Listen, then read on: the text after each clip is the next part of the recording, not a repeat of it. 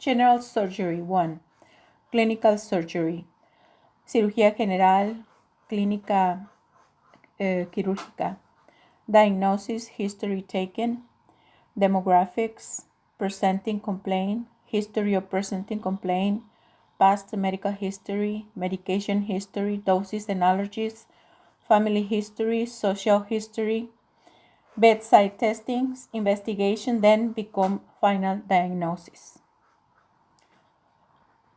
El diagnóstico y la historia generalmente son proporcionadas por los pacientes que explican las condiciones en las que se encuentra su cuerpo y se le toma su nombre, la edad, su género, su ocupación. El paciente explica el estado de su salud, la historia de el problema que presenta de salud, explica la historia de lo que ha padecido, ¿verdad? La medicina que ha tomado, las dosis y las alergias, la historia familiar, su ámbito social, y se ordenan las investigaciones, se hacen las investigaciones y los exámenes que le corresponden.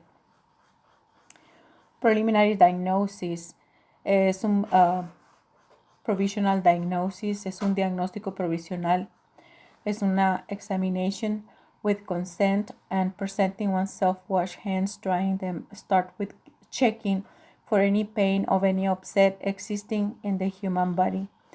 Es la examinación con el consentimiento del paciente y presentándose a uno mismo, lavándose sus manos, secándolas, comienza a checar al paciente por el problema que está presentando. And there is the anatomical examination, the pathological examination, etiological examination, and functional diagnosis examination, where the questions start with where is the problem, what is the problem, what is the cause of the problem, and if it causes any harm to the body. La examinación anatómica comienza preguntando dónde está el problema. La examinación patológica, cuál es el problema. La examinación etiológica, cuál es la causa del problema. La examinación funcional de la diagnosis, si es peligroso para el cuerpo humano. Then we see that everything starts with the normal functioning of the human body, such as normal physiology and normal anatomy.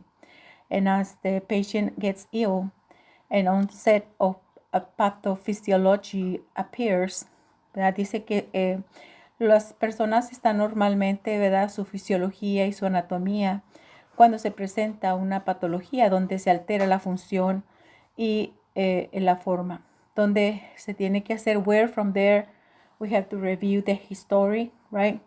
And then to find out how come is the patient got ill.